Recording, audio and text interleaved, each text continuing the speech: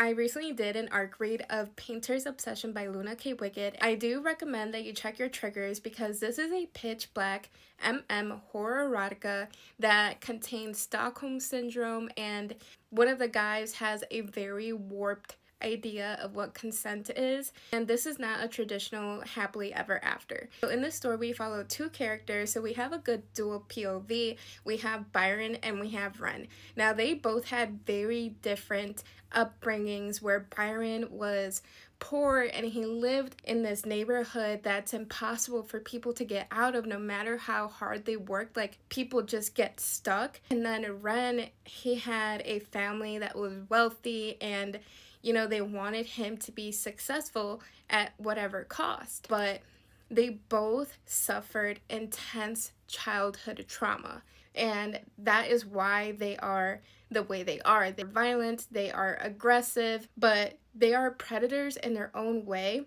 except Ren took it to the next level because he is a serial unaliver. Now, Ren is very intense. He is darkness personified. He has no feelings. Like, he is a true void, and he has his eyes set on Byron. Now, Ren, again, he's a serial unaliver. He loves to pluck roses.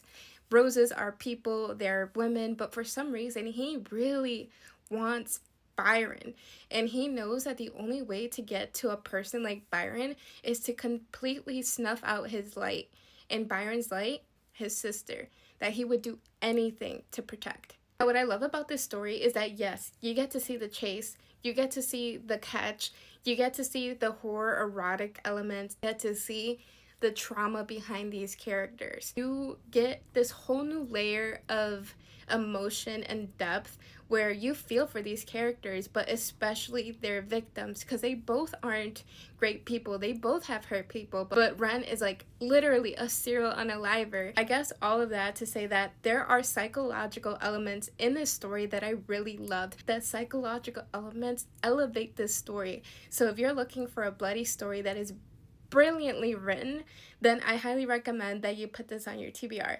If you've read it, I would love to know your thoughts. The release date is going to be up here. And as always, happy reading.